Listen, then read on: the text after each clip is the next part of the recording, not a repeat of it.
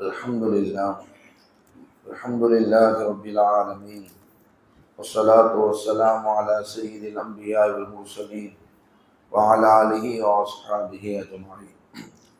أما بعد، فأعوذ بالله من الشيطان الرجيم. إنا نحن نزلنا الذكر وإنا له لحافظون. صدق الله العظيم. கண்ணியத்திற்குரிய பெரியோர்களுடைய சகோதரர்களே, நாம் சென்ற வாரங்களில் உமர் ரலியல்லாஹு அன்ஹு அவர்கள் ஹதீஸை அணுகிய முறை, ஹதீஸை அறிவிப்பதில் அவர்கள் காட்டிய கடினம், இது போன்ற விஷயங்களை நம்ம சென்ற வாரங்களில் பார்த்தோம்.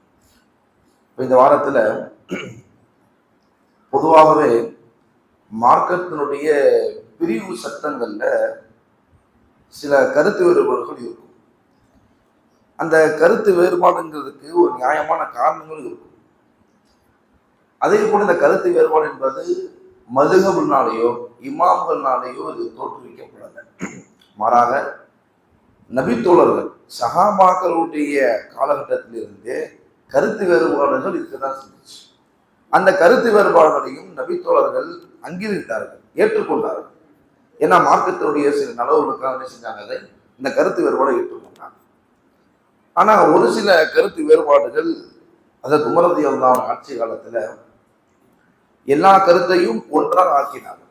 சஹாபாக்கள்கிட்ட சில பேருக்கு ஒரு மார்க்கத்தினுடைய விஷயங்கள்ல ஒருவருக்கு ஒரு கருத்தா இருக்கும், இன்னொருவருக்கு இன்னொரு கருத்தா இருக்கும். இது முன்னாடி இருந்துட்டே இருந்துச்சு. நிறைய விஷயங்கள் இருக்கு. ஆனா சில விஷயங்கள் கூட என்ன செஞ்சாங்கன்னா, உமர் ரலியல்லாஹு அன்ஹு அவங்க எல்லாரையுமே கூப்பிட்டு நம்ம என்ன செய்வோம், இதுல ஒரே கருத்தாக இருந்துக்குவோம் அப்படிங்கிற என்ன செஞ்சாங்கன்னா, ஒரே கருத்தை ஏற்படுத்துறாங்க. அப்படி ஏற்பட்டதுல நிறைய விஷயங்கள் ஏற்படுத்திருக்கிறாங்க. அதை ஒரு 3 விஷயத்தை மட்டும் அவங்க சொல்லுவோம். அதுல முதல் விஷயம் என்ன சொன்னா, தவணை திருமணம், முத்தா அப்படின்னு அரபில சொல்லுவாங்க. தவணை திருமணம் அப்படிங்கிறது இஸ்லாத்தினுடைய ஆரம்ப காலகட்டத்தில் அனுமதிக்கப்பட்டிருந்துச்சு. தவணை திருமணம் என்ன அப்படின்னு சொன்னா, ஒரு மனிதர் வெளியூர் போவார், அங்க போய் தங்கக்கூடிய ஒரு சூழ்நிலை, 2 மாசமோ 3 மாசமோ 4 மாசமோ தங்கக்கூடிய ஒரு சூழ்நிலை இருக்கும். இப்ப இவர் என்ன செய்வாரு, தன்னுடைய தேவையை பூர்த்தி செய்து கொள்வதற்காக வேண்டி அங்க இருக்கக்கூடிய ஏதாவது ஒரு பெண் என்ன செய்வாருன்னா, காசு கொடுத்து திருமணம் முடித்துக் கொள்வார். இப்ப அந்த பெண் என்ன செய்வாங்க, இவருடைய மனைவி ஆயிடுவாங்க. திருமணம் முடிக்கும் போதே காலத்தையும் முடிவு பண்ணிடுவாங்க, 3 மாசமா 4 மாசமா அப்படிங்கிறது. இந்த திருமணம் என்பது ஆரம்ப காலகட்டத்தில் ஜாயிஸாக அனுமதிக்கப்பட்டதாக இருந்துச்சு. ஆனா பின்னால நபி ஸல்லல்லாஹு அலைஹி வஸல்லம் அவர்களே இந்த திருமணத்தை தடையும் செய்து விட்டார்கள். அதாவது இந்த திருமணம் இனிமே கூடாது, இனிமேல் திருமணத்தை யாரும் செய்யக்கூடாது அப்படிங்கிற விஷயத்த பெருமானார் ஸல்லல்லாஹு அலைஹி வஸல்லம் அவர்களே தடை செஞ்சு வச்சுட்டாங்க. ஆனா இந்த தடை செய்த விஷயம் பல நபர்களுக்கு தெரியாம இருந்ததுனால இந்த விஷயம் இன்னும் ஜாயிஸாக இருக்கிறது, மார்க்கத்தில் அனுமதிக்கப்பட்டதாக இருக்கிறது நினைத்து கொண்டு உமர் ரலியல்லாஹுடைய ஆட்சி காலம் வரை அந்த திருமணத்தை செய்து கொண்டு இருந்திருக்கிறாங்க. இப்போ உமர் ரலியல்லாஹு என்ன செய்யறாங்கன்னா, இந்த திருமண விஷயத்துள்ள கருத்து வேறுபாடை பார்த்து என்ன செய்யறாங்க, இந்த திருமணத்தை நம்ம ஜாயிஸ் ஆகிட்டோம், இப்பயும் நம்ம கண்டுக்க போயிட்டோம் அப்படின்னு சொன்னா இது என்ன செஞ்சிடும், பின்னாடி மிகப்பெரிய ஒரு குழப்பத்தை ஏற்படுத்தினோம். அதனால இந்த திருமணம் என்ன செய்யணும், மிகப்பெரிய ஒரு முற்றுப்புள்ளி வைக்கணும்னு சொல்லி எல்லா சஹாபாக்களையும் ஒன்று கூட்டி முன்னாடி இது ஜாயிஸாக இருந்தது, அனுமதிக்கப்பட்டு இருந்தது. இப்ப இந்த திருமணம் தவணை திருமணம் இப்ப கூடாது, இதை நபி ஸல்லல்லாஹு அலைஹி வஸல்லம் அவர்களே தடை செய்திருக்கிறார்கள் என்ற விஷயத்தை எல்லா சஹாபாக்களும் மத்தியில செஞ்சாங்க. அதை பேசி முடிவு செய்து பிறகு எல்லா மக்களையும் ஒன்று கூட்டி பெருமானார் உமர் என்ன சொன்னா, மிம்பர்ல ஏறின செய்யறாங்க, அது பிரசங்கம் செய்யறாங்க. சைத உமர் ரலியல்லாஹு அன்ஹு அந்த மிம்பரை உமர் ரலியல்லாஹு அன்ஹு மிம்பர்ல ஏறினாங்க. ஃபஹமிதல்லாஹ், அல்லாஹ்வை புகழ்ந்தாங்க. சும்மா கால பின்பு சொன்னாங்க, மா பால ரிஜாலு, சில நபர்களுக்கு என்ன ஆச்சு, என் கெஹவுன ஹாதிஹில் முத்தா, இந்த தவணை திருமணத்தை செய்து கொள்கிறார்கள். எதற்கு பின்னாடி பகத நஹி நபி ஸல்லல்லாஹு அலைஹி வஸல்லம், நபி ஸல்லல்லாஹு அலைஹி வஸல்லம் அவர்கள் அந்த திருமணத்தை தடை செய்ததற்கு பின்னால் என்ன செய்யறாங்க, அந்த திருமணத்தை செய்து கொண்டிருக்கிறாங்க அப்படின்னு செஞ்சாங்க. கொஞ்சம் வன்மையாக அதை பேசிட்டு சொன்னாங்க, இதற்கு பின்னால் யாரேனும் தவணை திருமணம் செய்தால் கண்டிப்பாக அவர்கள் தண்டிக்கப்படுவார்கள். அவர் என்ன செய்ய மாட்டேன், நான் இறக்கணும் காட்ட மாட்டேன், கண்டிப்பா என்ன செய்வோம், நான் தண்டனை கொடுப்பேன் என்று மாதிரி பேசினாங்க. பொதுவாகவே ஒருவர் ஒரு பெண்ணோட உறவுல தாம்பத்திய உறவுல இருக்குன்னு சொன்னா இஸ்லாத்தின் அடிப்படை 2 அடிப்படை இருக்க முடியும். ஒன்று மனைவியாக இருக்கணும், இரண்டாவது அடிமை பெண்ணாக இருக்கணும். இப்ப நம்ம ஒரு கேள்வி வரலாம், மனைவியாக இருந்தா சரி ஓகே, அடிமை பெண்ணை எப்படி தாம்பத்திய உறவு ஏன் இஸ்லாம் அனுமதிக்குது அப்படிங்கிற ஒரு கேள்வி நமக்கு வரலாம்.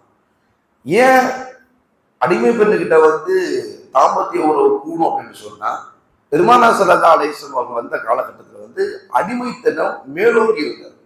எல்லார்ட்டையுமே அடிமை இருப்பாங்க. யாரெல்லாம் பெரிய பெரிய செல்வந்தராக இருக்கிறார்களோ அவர்கள் எல்லாத்தையுமே செய்வாங்க, அடிமையா இருப்பாங்க. அடிமையும் ஆண்களும் இருப்பாங்க, பெண்களும் இருப்பாங்க. இந்த அடிமை என்ன செய்வாங்கன்னா ஒரு பொருள் மாதிரி பார்ப்பாங்க. ஒரு பொருள், நம்மகிட்ட ஒரு பொருள் இருக்கு, பிடிக்கலன்னா செஞ்சிருவோம், அதை வித்துருவோம், இல்லை யாருக்காவது அன்பளிப்பா கொடுத்துருவோம். இப்படிதான் நம்ம செய்வோம். இதே போல அடிமையை விற்கவும் வாங்கவும், அதை அன்பளிப்பாக கொடுக்கவும் இப்படியே இருக்கும். இப்ப என்ன சொன்னா, அந்த அடிமையும் அடிமையா இருப்பான், அவனுக்கு பிறந்த பிள்ளையும் அடிமையா இருக்கும், அவன் சந்ததி ஃபுல்லாக அடிமையா இருக்கும். இதே நிலைதான் அடிமை பெண்ணுக்கும் இருந்துச்சு.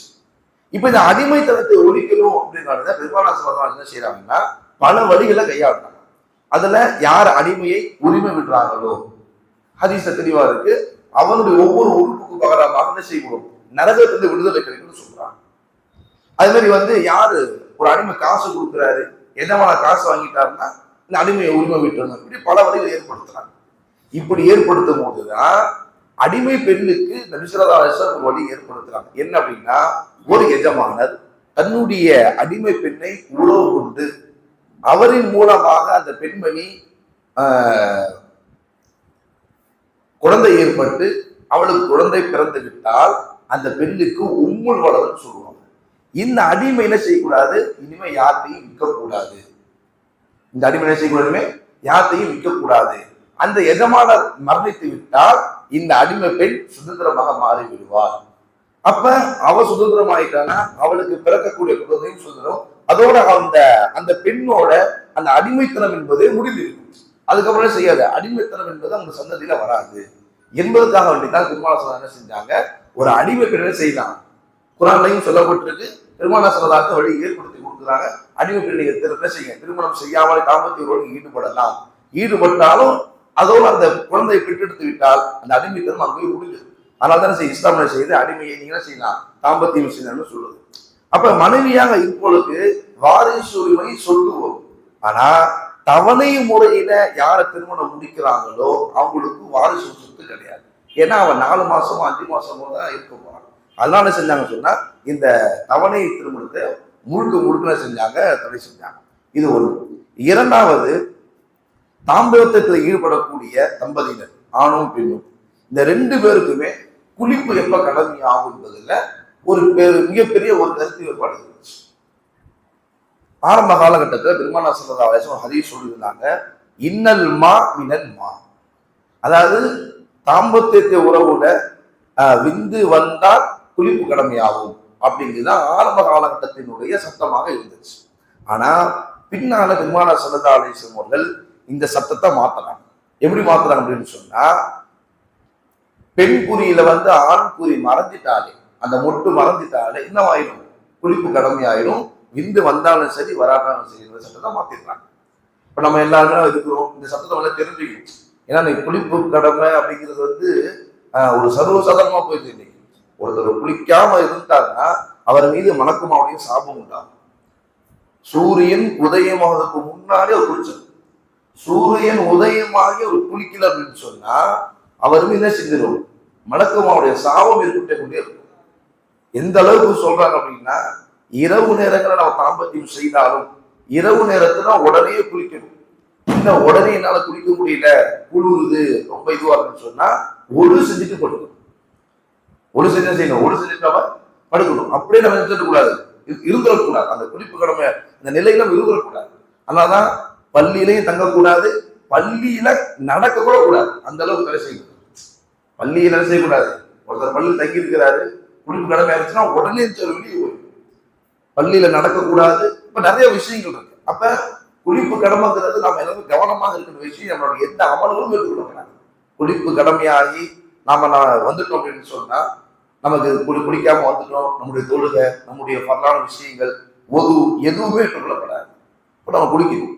அப்ப ஆரம்ப காலத்துல சட்டம் இப்படிதான் இருந்துச்சு. விந்து வந்தாதான் இது குளிப்பு கடமை வந்துச்சு. ஆனா பின்னாடி விசுவாசம் எப்படி மாத்திட்டாங்கன்னு சொன்னா, ஒரு ஆண் குறி பெண் குறிவை மறந்துட்டாரு, என்ன தெரியாது அது வந்திருக்கா இல்லையா நமக்கு தெரிய வாய்ப்பு இல்லை.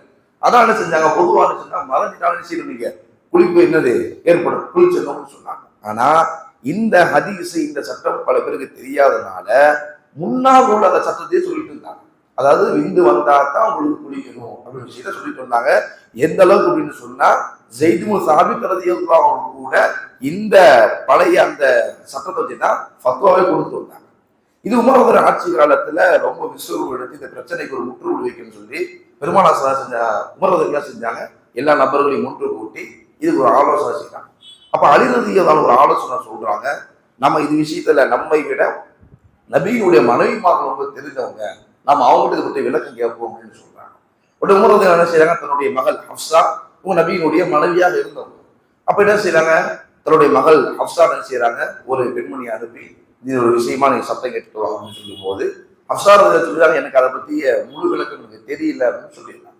அதுக்கு முன்னாடி நபி ஸல்லல்லாஹு பிரியமான மனைவி அதாவது ஆயிஷா ரலியல்லாஹு அன்ஹா அவங்கள்ட்ட ஒரு ஆள் அனுப்புறாங்க, இது விஷயத்துல நபியுடைய ஹதீஸ் உங்கள்ட்ட ஏதாவது இருக்குதா அப்படின்னு.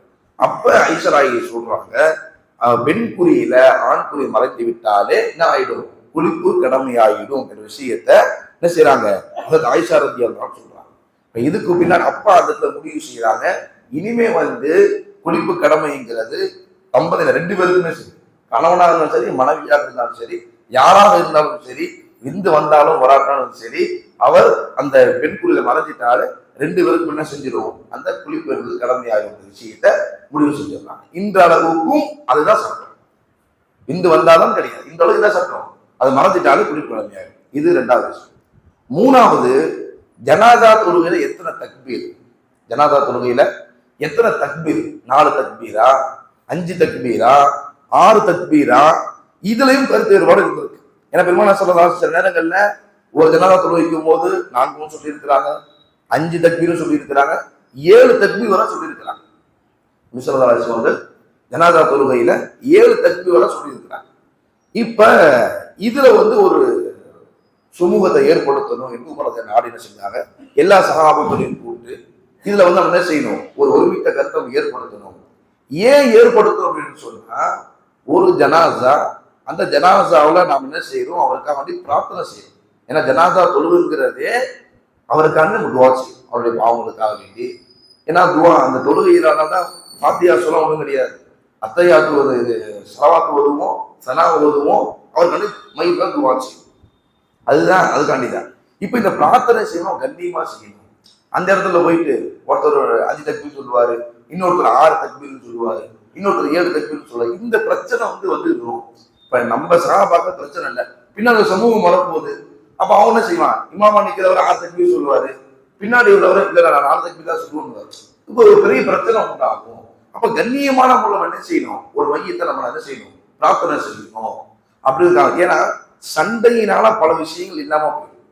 லைலத்துல் கத்ருடைய இரவு நம்ம எல்லாருமே தெரிஞ்சிருக்கும், நபிக்கும் காண்பிக்கப்பட்டது சொல்லப்பட்டது. ஆனா நபி ஏன் மறந்தாங்க, 2 பேரும் சண்டை போட்டுட்டு இருந்தாங்க, வந்து அதை பார்த்த உடனே லைலத்துல் கத்ருடைய இரவு எப்படி மறந்துச்சு. இப்ப சண்டையினால தருக்கத்தினால நிறைய நல்ல விஷயங்கள் தவறுவதற்கு வாய்ப்புகள் இருக்கு.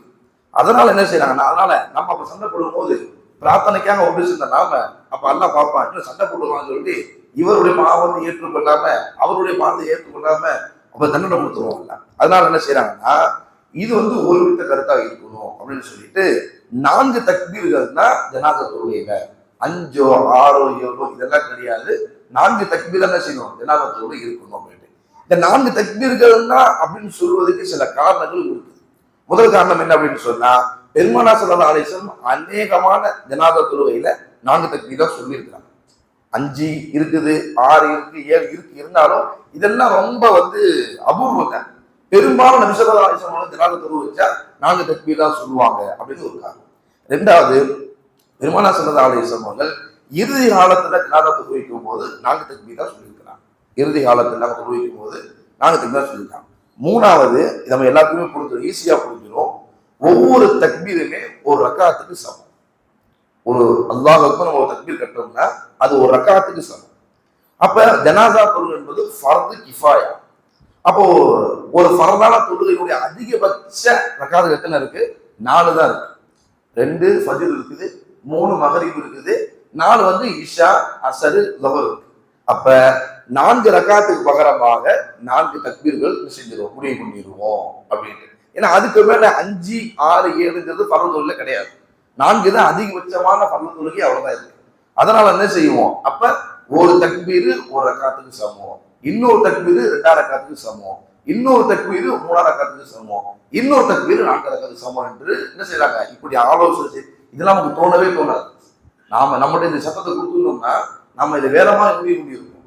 ஆனா சஹாபாக்கள் என்ன செய்யறாங்க?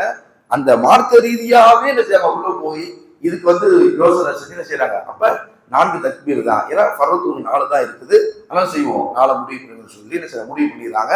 அன்றையிலிருந்து இன்று வரை எந்த இமாம்கள்டையும் கருத்து வேறுபாடு கிடையாது. 4 தக்பீர்கள் இருந்தது.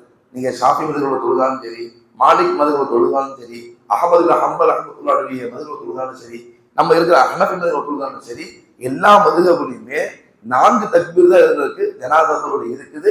4ஐ தாண்டி என்ன கிடையாது, ஜனாஸா தொழுகை கிடையவே கிடையாது. அதுல கையை உயர்த்துறதா வேணாமா அதெல்லாம் பார்க்கப்பட்ட விஷயம். ஆனா எத்தனை தக்பீர் கேட்டா எத்தனை தக்பீர் தான்?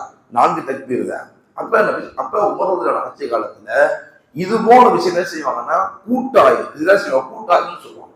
உமரோட தனிச்சு என்ன செய்யற முடிவு எடுக்கல, எல்லா சகாபாக்களையும் கூப்பிடுவோம். எல்லா சகாலையும் கூப்பிட்டு நீங்க உங்களுடைய கருத்து என்ன, நீங்க உங்களுடைய ஏதாவது ஹதீஸ் இருக்குதா, உங்களுடைய ஏதாவது ஹதீஸ் எல்லாமே ஹதீஸை அடிப்படையாக வைத்து முடிவு செய்தது.